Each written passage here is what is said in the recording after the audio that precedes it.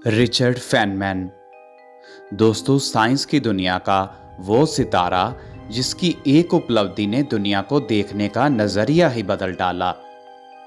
एक ऐसा सितारा जो सर न्यूटन और सर आइंस्टाइन की श्रेणी का दिमाग और ओरा रखता था।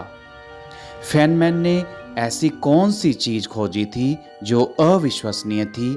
आइए जानते हैं इसे। दोस्तों, यह अविश्वसनीय खोज की कहानी तब शुरू हुई जब फेनमैन हाई स्कूल में था।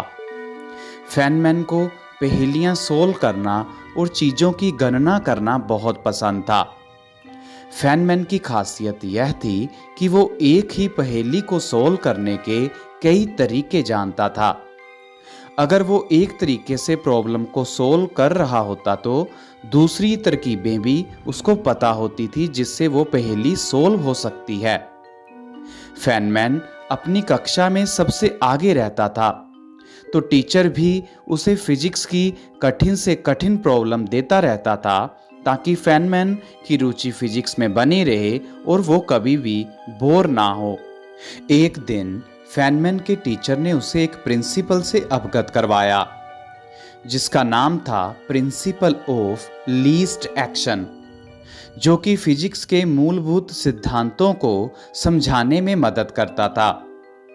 शिक्षक ने फेनमैन से कहा, फेनमैन, जब कोई गेंद किसी ढलान भरी सतह से नीचे लुढ़कती है तो उसके लुढ़कने के या नीचे आने के कई रास्ते होते हैं, मगर गेंद एक ही रास्ता चुनती है। गेंद को कैसे पता होता है कि उसे वो ही रास्ता अपनाना है? 300 साल पहले सर न्यूटन ने इस प्रश्न को हल किया था।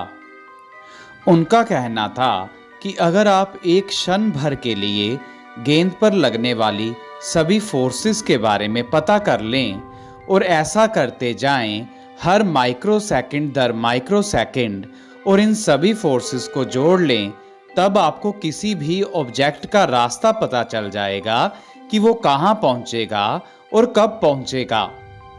ये सब न्यूटन सर ने बताया था, जिसे कैलकुलस मेथड भी कहते हैं।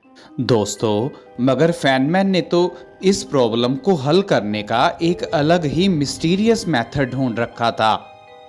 फेनमैन के अकॉर्डिंग बॉल जब पॉइंट ए से किसी दूसरे पॉइंट बी तक जाती है तो वो सारे रास्तों को अपने सामने रखती है।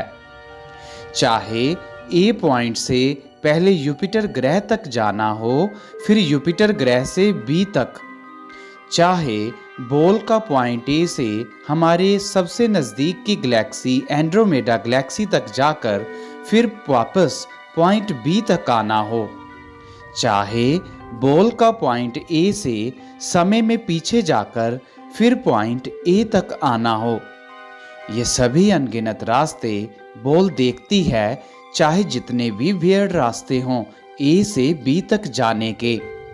बॉल इन सभी रास्तों को सूंघ लेती है और फिर उस रास्ते का चयन करती है जिस रास्ते से ए से बी पॉइंट तक जाने में उसे सबसे कम वर्क करना पड़े या सबसे कम क्रिया करके वो वहां पहुंच सकती हो, या फिर जिस रास्ते पर उसकी पहुंचने की सबसे ज्यादा संभावना होती है। जैसे अगर आप अपने घर के एक कमरे से दूसरे कमरे में जाते हो तो आपकी बॉडी उस समय कई रास्तों पर होती है। हो सकता है आप पहले अपने एक कमरे से जुपिटर ग्रह पर जाएं और फिर आप दूसरे कमरे में जाएं। हो सकता है आप अपने कमरे से पहले समय में पीछे जाएं जहां डायनासोर हों और फिर अपने दूसरे कमरे तक जाएं, या फिर आप अपने कमरे से बिग बैंग की तरफ पहुंचे जब दुनिया की उत्पत्ति हुई थी और फिर दूसरे कमरे तक जाएं।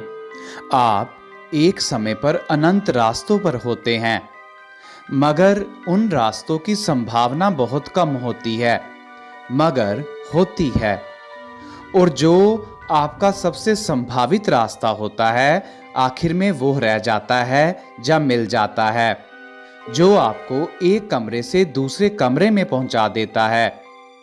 आपकी बॉडी सभी रास्तों पर चलती है, चाहे जितने भी वियर्ड रास्ते हों, और फिर एक सबसे ज्यादा संभावित रास्ते को सूंघकर उस पर आगे बढ़ जाती है, जिसे क्लासिकल पाथ भी कहा जाता है और न्यूटोनियन पाथ भी कहा जाता है।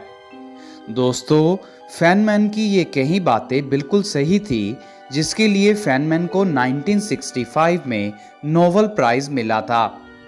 और फेनमैन की जो ये थ्योरी है, ये फेनमैन डायग्राम्स के नाम से भी प्रचलित है।